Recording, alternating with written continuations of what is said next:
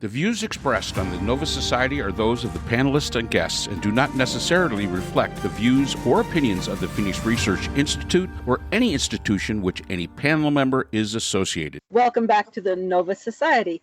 I'm your host, Dr. Brooklyn Ann Weldon, and I'm here with my panel, Dr. Scott Gershwer and Dr. Mark Bound. Today we will be answering listener emails from our overflowing and exploding email bag. We have a question from Monica, who lives in Vancouver, Canada. Oh, wonderful. It's a beautiful city. Monica asks, I'm sorry for the length of this question. No problem.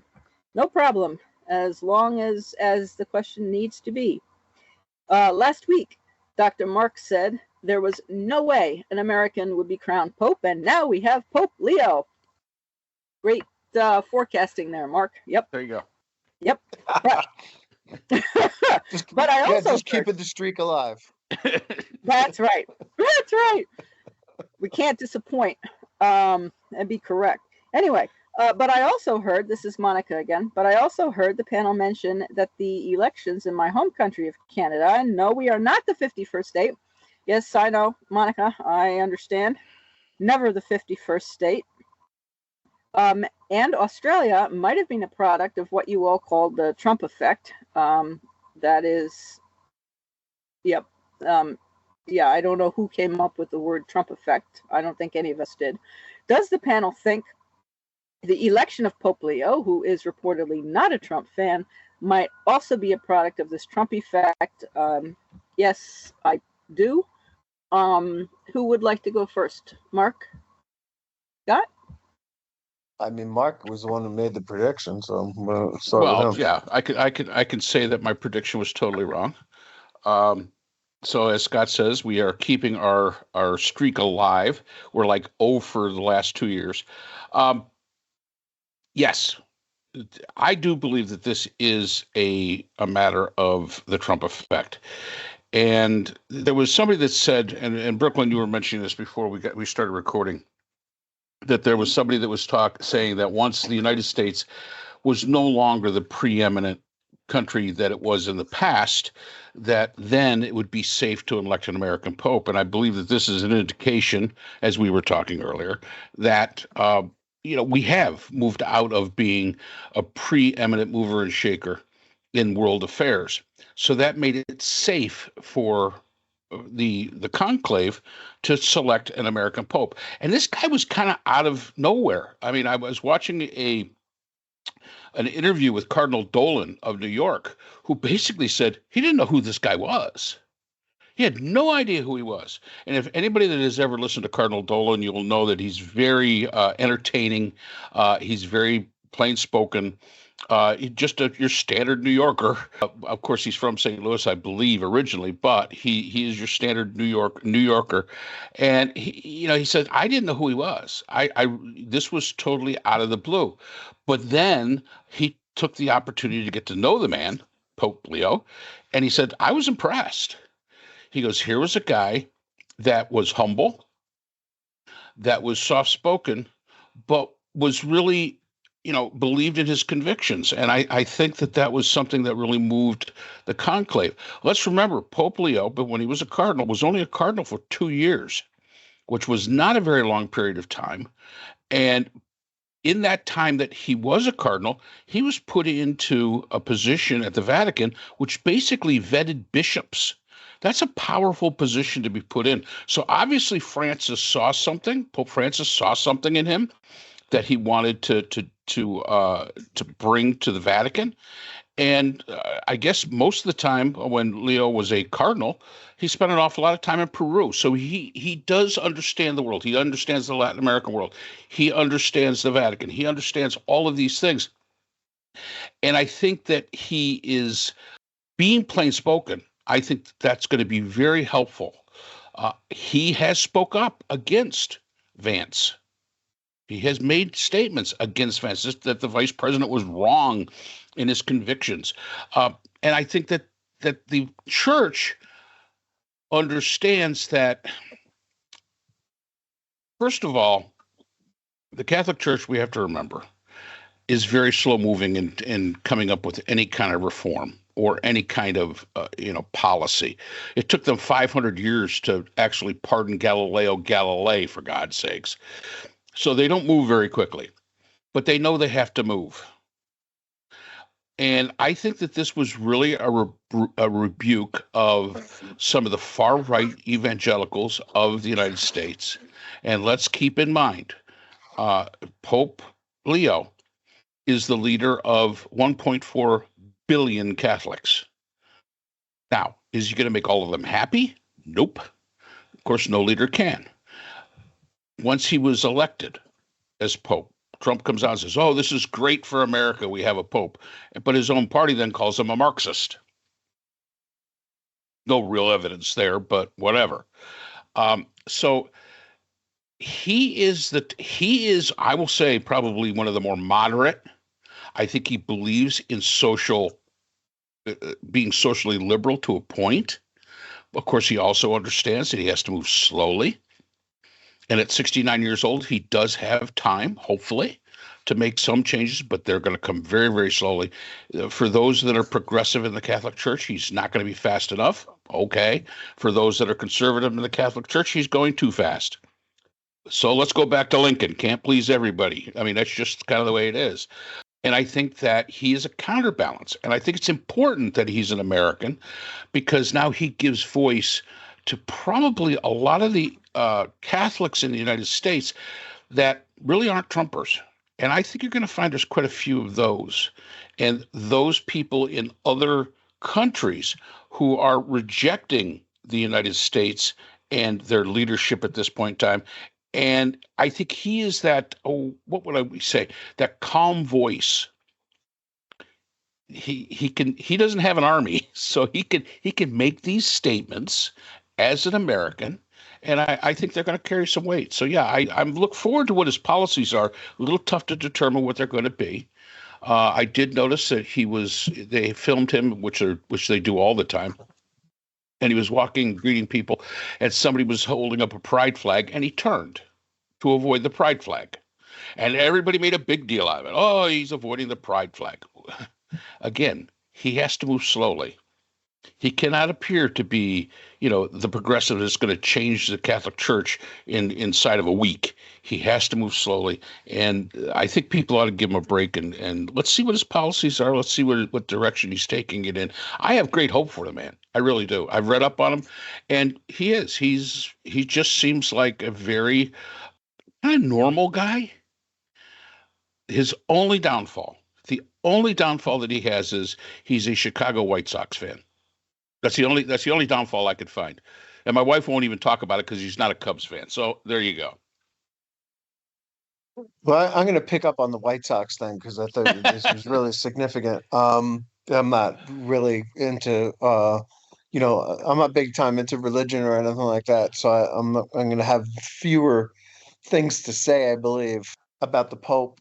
But as a White Sox fan, I found it very significant. One of our other emails this week was about the Baseball Hall of Fame or Major League Baseball reinstating some people who had been kicked out of baseball, including Pete Rose and Shoeless Joe Jackson, who, as a member of the 1919 Black Sox team, was accused of throwing the World Series to the Reds, and has been out of baseball since then, and he's now back. So I'm going to take that as a consequence of the Pope being a White Sox fan, that Major League Baseball decided to get it together and forgive, as it often must, people for their sins.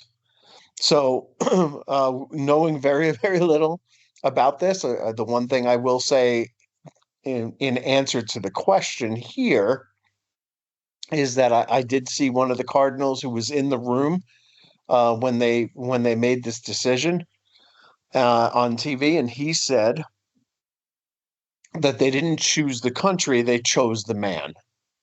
And I think that that's probably true, that he was the right guy for this job at this time.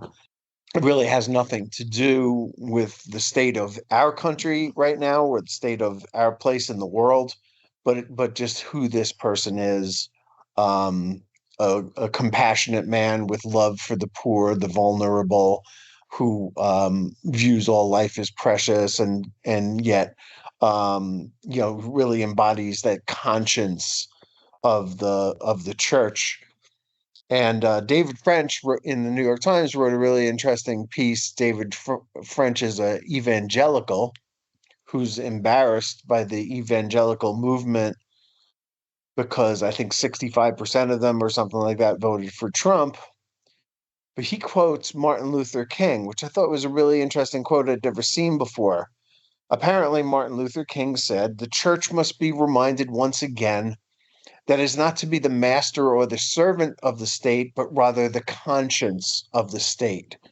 And, the church, the Catholic Church, is a global church, as French points out. It's the conscience of many nations. So I thought that was a beautiful quote. It is a beautiful time, I think, for the Catholic Church. There is a very, very different there's a big contrast between the Pope and the president. They represent very different visions of American character, America's place in the world, America's hopefulness versus hopelessness.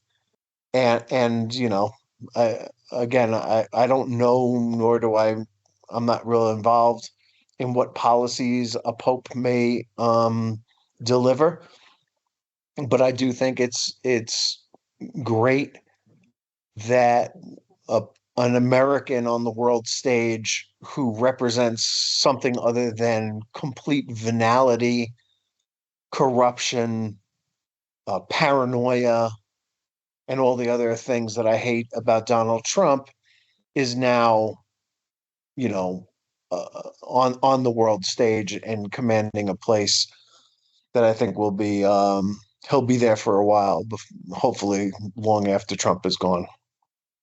Yeah, and that's one of the reasons why I think that, again, you're right. I think they selected the man, but I do think that regardless of what anybody says, I think the country was considered. Well, when you think of all the popes that we've had, I think there's 266, 267 different popes that we've had. Some of them not very good at all. In fact, I was watching a documentary about Pope John the 12th, who was just absolutely a terrible human being. Anyway, I think they picked, and of course, when they would have an argument in the conclaves about who should be the pope, they had a thing called the anti-pope. And that was, so you had actually sometimes two popes. You had the pope and you had the anti-pope. I think this is the anti-Trump. And I think it is to, show an American that isn't the clown and the a different aspect of Americans. And I think that's an excellent choice. And I think that might have something to do with it. Might not, but that might be part of the Trump effect. I cannot say all those cardinals, regardless of their religion and all. And I don't claim to be the great best Catholic in the world, but they have to understand the world around them because the church has to act within the world and the social political world that exists. And so they can say, well, we didn't consider that. But the fact is that I would think that they would have to keep the church relevant in the world today. You've got to know the playing field in which you're playing, and I think they did realize it. Yeah, my answer would still be yes. It is part of the Trump effect. Monica and I understand, Scott, what you're saying. Well, they chose the man and not the country. But Mark, I agree with what you're saying. I mean, this happened to be the correct man and the correct country. Finally, some good timing. Excuse me, for once, the present Pope does show and embody everything that Trump is not, is the antithesis of who Trump is, and is the global messenger for what America should be, and the American ideals that we now are not living up to under this administration, and are certainly not demonstrating. I mean, we're doing the exact opposite of what we have been raised to believe is true, and what other people around the world expect from the United States. So the whole tenor of this country is different, and I worry about people who have green cards here, and I didn't worry about that before. So to have someone like the Pope, who is a representative, a global representative from the United States, who cannot be touched by whatever Trump and Vance say, but who can speak plainly to, what was it, Mark, 1 point however many billion Catholics globally, including in the United States. And if MAGA wants to say whatever they can say, oh, he's woke, oh, he's this, oh, he's that, and object to his message, well, that's up to them. And if his message is peace and love and not killing each other, and they want to object to that, well, that tells us a lot more about who they are than perhaps they themselves are aware of, as human beings. Yeah, it's important to remember there's about 53 million Catholics in the United States, which is about 20%. And I think one of the telling things about this this whole thing with the Pope, one of his first statements that he came out with about politics was defending journalists and saying that journalists should not be prosecuted or attacked. And if they were being held, they should be released. And that these totalitarian countries should stop killing journalists. And I think that was a very powerful statement when it comes to, a pope making a comment about that estate of journalism, especially as, and again, Leo has been in Peru for a very, very long time, but his family is in Chicago. So he's quite aware of what goes on in the United States. He's got to be. And I think the attack on journalists in the United States, I think that was a comment made not directly to us, but we were included into it. And I think that that's an important statement. When a pope stands there and says, "Stop killing and persecuting journalists. We need them, and that's what we need for democracy to thrive." So yeah, and maybe though he did not mention Trump by name. Stop calling journalists that ask you hard questions, nasty people, because you don't like the question, because you're not bright enough to be able to answer it. But hey, it is, if the shoe fits, there you go. And let's remember that the Constitution specifically protects a free press, and that Trump's behavior of removing AP, Reuters, because they said, no, this is the Gulf of Mexico, and we're not going to call it the Gulf of America, because you cannot just unilaterally rename international waters. It doesn't work like that. Well, and you're a nasty person, and you're, that's a stupid question, and I'm not going to give time to that. And of course, Carolyn Levitt does the same thing. Well, if I had known you were from this organization, I wouldn't have asked the question. And it just, a person doesn't treat a professional that way. Not one professional to another. But apparently all that is fine in Trump's White House. And of course, when the top person who's supposed to be a professional treats other professionals who are real professionals in that manner, and then is very sweet and kind to the people he happens to like personally, who are on his side, that sends a very strong message to others about how in his own administration and elsewhere, how they should behave and how it's permissible to behave. And that alters tends to alter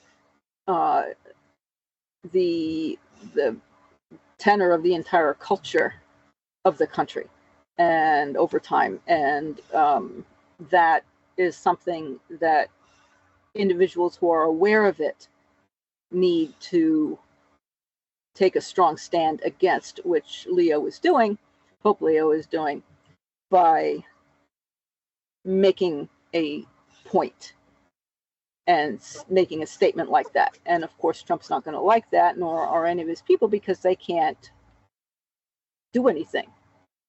I mean, they can say whatever they want to say, but they can't frighten Pope Leo. They can't. What are they going to do? They can't do anything. He's outside their control. So, Monica, I hope we answered your question. Scott, Mark, did you want to add anything else? Nope. Alrighty. I just wish old Pope Leo all the best. Hopefully he does a great job. I hope so. Well, this is the first time I've really been interested in a pope, and I don't know if it's really because he's an American. I don't think so. I think it's because he has the opportunity to take a very firm and clear position against what Trump is standing for and what is happening to this country, to his country, his home country. In any event, thank you, Monica, again for the question. And thank you to all our listeners. And we will see you again next time on the Nova Society. Take care, everyone. The Nova Society is a production of Nova Society Media, a division of the Phoenix Research Institute. We'd like to thank our production partners, Buzzsprout, who hosts the Nova Society, Audacity, our editing partners, Apple iTunes, the largest source of podcasts and music on the internet, Spotify, the most popular platform for the Nova Society, and iHeartRadio, your source for all things music and podcasting. The Nova Society is available on all of these and other quality platforms listed in our description. We'd also like to thank all of our listeners. Without your support, the Nova Society would not be possible. If you have a question or comment, we can be reached at nova.society.podcast@gmail.com. So for Dr. Brooklyn Ann Weldon, Dr. Scott Gershwer, and all of our production partners here at the Nova Society, I'm Dr. Mark Bound. Remember, the true power in society is knowledge. Thanks for listening, and we will see you again next time. We'd like to thank our sponsor for this episode, BH Conflict Resolution Services, a full-service dispute resolution firm offering expert, cost-effective mediation services to couples, groups, and businesses. BHCRS can be reached at www.bhcrs.com.